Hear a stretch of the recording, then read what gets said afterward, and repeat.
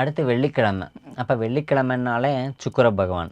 அப்போ வந்து சுக்கிர பகவான் ஆதிக்கம் நிறைந்தவர்கள் தான் வெள்ளிக்கிழமை பிறந்தவங்களா இருப்பாங்க. அப்போ அதிகம் வசதி வாழ்க்கை, சொகுசு வாழ்க்கை வாழணும்னு நினைக்கிறவங்க வெள்ளிக்கிழமை பிறந்தவங்களா இருப்பாங்க. அடுத்து இந்த வெள்ளிக்கிழமை பிறந்த சப்போஸ் பெண்களாக இருந்தாங்கன்னா, இயற்கையாகவே அவங்களோட லைஃப்பில் வந்து யாரோ ஒருத்தர் மூலியமாக அவங்களுக்கு உதவிகள் கிடச்சிரும்.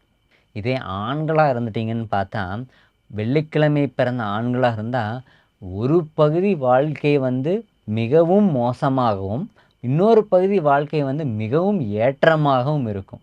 அப்போ அவங்க வந்து இந்த கஷ்டங்களை நீக்க என்னென்னவெல்லாம் பண்ணணும் அப்படின்னா, மெயின் வந்து விட்டு கொடுத்து போகணும். நேர்மையாக உண்மையாக நியாயமாக இருந்தீங்கன்னா எதுவுமே பண்ண வேண்டியதில்லை. தன்னை போல் உனக்கு உதவிகள் தேடி வரும்.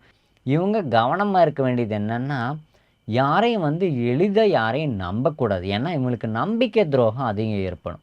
இவங்களுக்கான வழிபாடுன்னு பார்த்தா, வெள்ளிக்கிழமைனாலே அம்பாள் வழிபாடு தான். அப்போ பொதுவாகவே அம்பாள் வழிபாடு ரொம்ப சிறப்பு.